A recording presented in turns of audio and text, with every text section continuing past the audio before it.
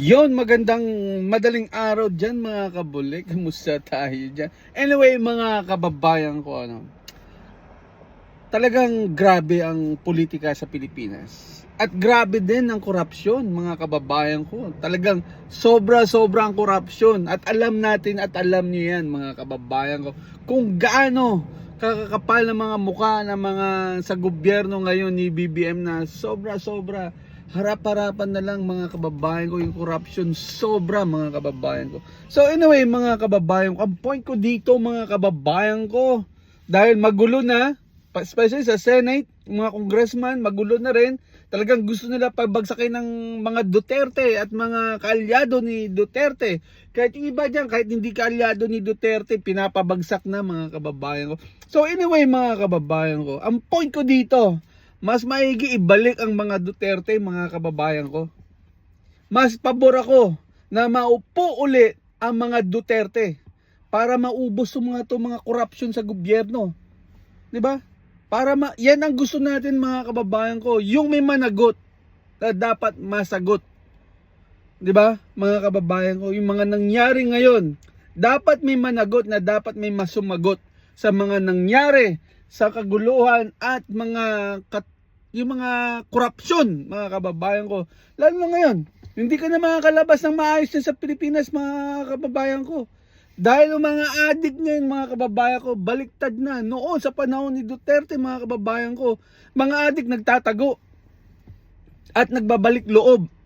Pero ngayon, mga adik, mga kababayan ko, kabaliktaran ngayon. Yung mga adik ngayon, mga nagbabalikan. At yung mga adik ngayon, ang pumapatay na ngayon sa mga sibilya at walang kalaban-laban.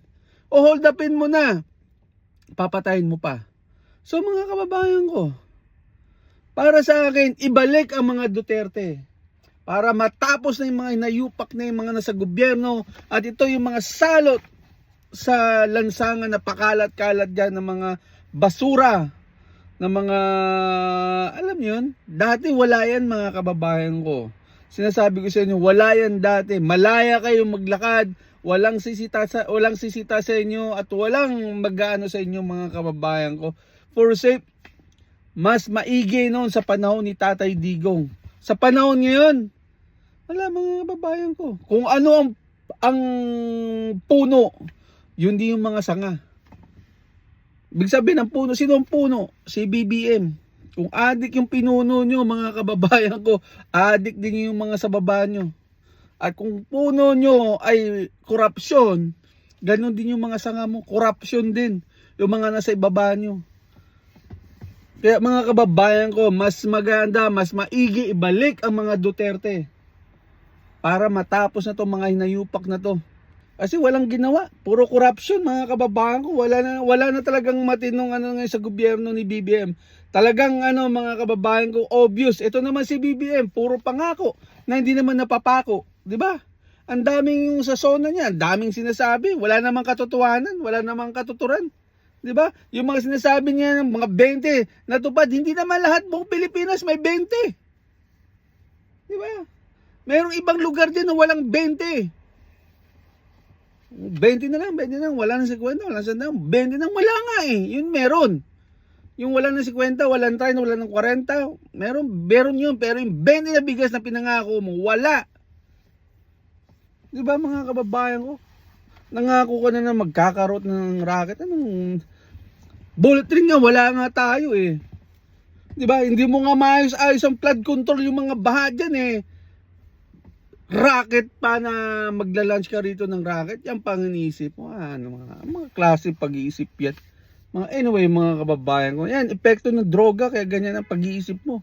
Anyway, mga kababayan ko, ang point ko dito, mga kababayan ko, dahil sobrang garapalan na at mga sa gobyerno, mga kababayan, at ito sa Pilipinas, talagang kabilaan na ang korupsyon.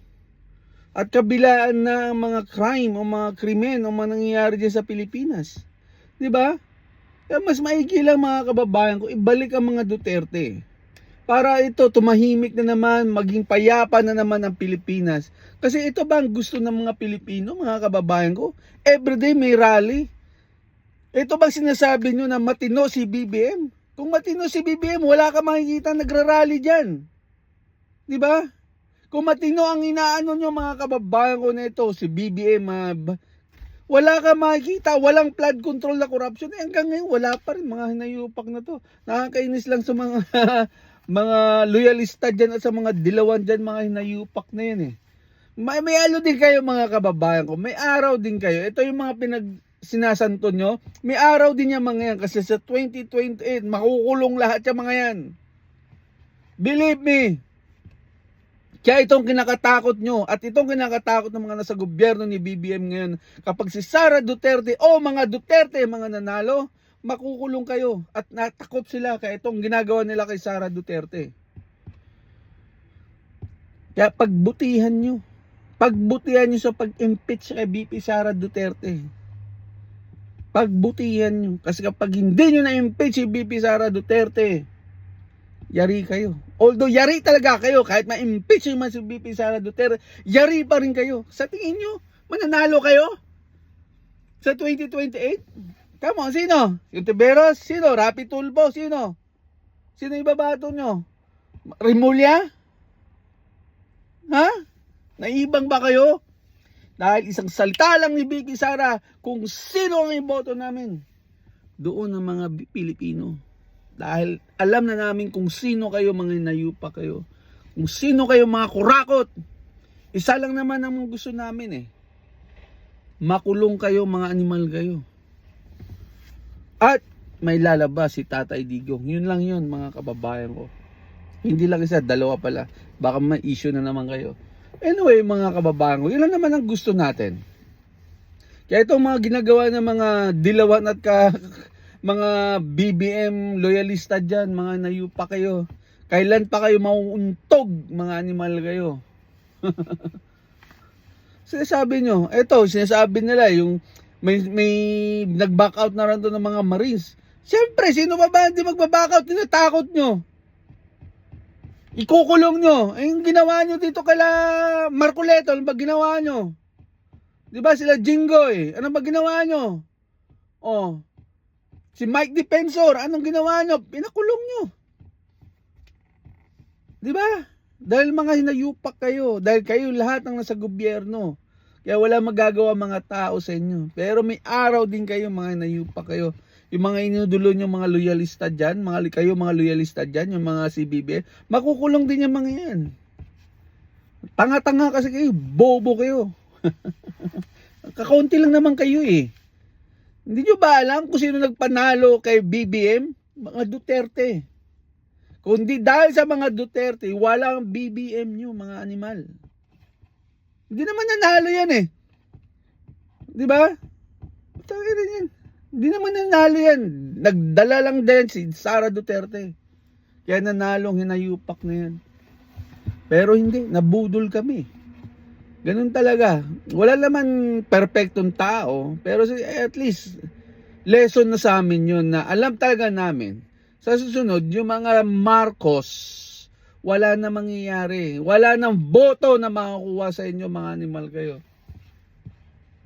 Dahil kayo mga salot sa gobyerno, mga Marcos kayo. Di ba? Anyway, mga kababayan ko, talagang gusto natin ibalik ang mga Duterte para sa nangyayari dito sa Pilipinas. Wala na talaga mga kababayan ko. Magulo na. So kailangan talaga ibalik ang mga Duterte o ibalik. Kung si Sara Duterte man, sana makaupo si Sara Duterte ngayon na. Para maubos na itong mga nayupak na to. Yung mga salot sa gobyerno. Especially BBM, Martin Romualdez. Yung anak niya, Sandro Marcos, saka yung asawa niya, si Lisa Marcos. Kasi mga kasabot sa flood control, mga kababayan ko. Diba? Yung mga kasabot dyan, yung mga dawit, mga congressman, mga nayupak kayo. Makukulong din kayo, mga animal kayo. Anyway, mga kababayan ko, talagang bahala na ang Diyos sa kanila. Makakarma din yan, mga kababayan ko. Sabi nga mga nakakatanda, weather lang yan, totoo. Inyo ngayon, dahil sa 2028, Duterte pa rin ang magwawagi. Kahit anong gawin nyo, Duterte pa rin. Tandaan niyo yan. At makukulong ka, BBM. At makukulong kayo, mga nayupa kayo.